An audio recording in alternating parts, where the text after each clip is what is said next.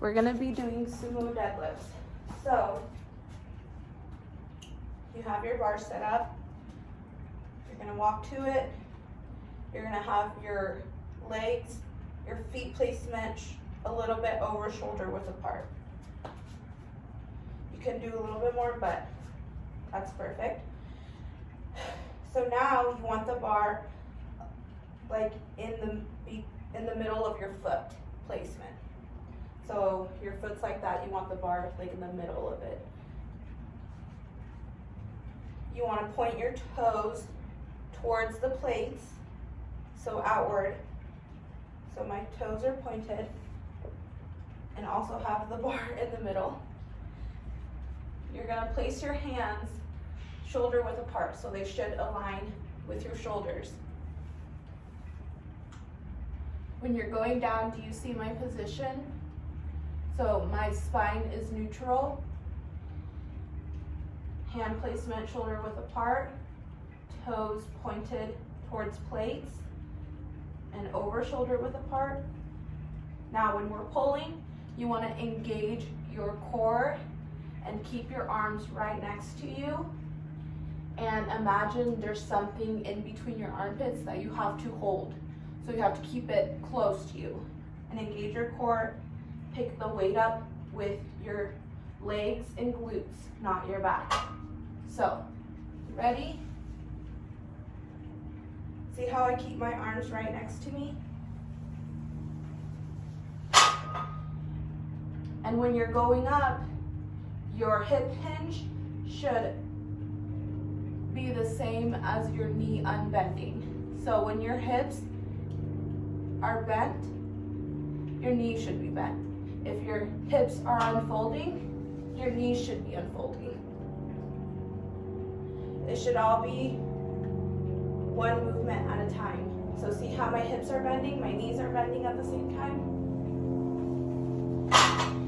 And you want to keep the bar as close to your legs as possible. They should literally be rubbing against your legs. So again, hip hinge, knee unbending at the same time. Keep armpits close, arms close, core engaged, spine neutral. Okay? So now we're gonna do, dude, I'm already winded after that. Okay, we're gonna do a front and back view. So the back view, again, you're gonna come up to your bar, over shoulder width apart, hand placement aligning with your shoulders, so shoulder width apart, knee bending and hip hinge at the same time, core engaged, arms by your side, armpits close,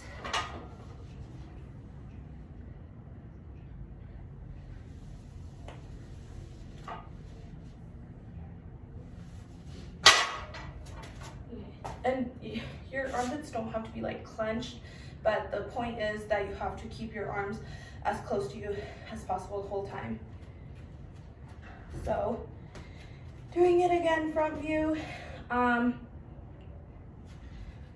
Also with your hand placement, like I said, you can do overhand or you can do underhand, overhand.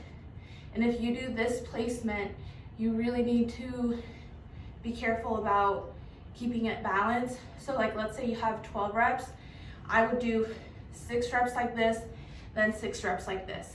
But if you don't want to do that, let's say there's 4 sets, do 2 sets one way and then the next 2 sets this way. So the hand placement is up to you. I'm like winded. So we're gonna have it, our feet placement over shoulder width apart, toes pointed towards plates,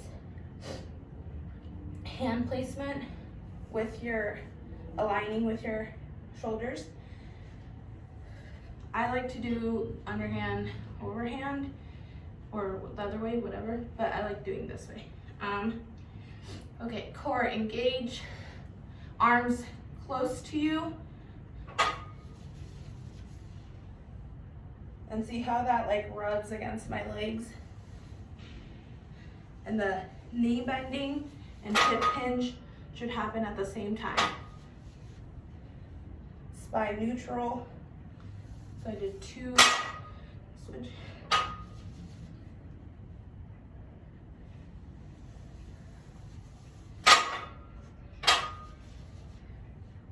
Glutes engage. Try not to like hyperextend your back. So when you're going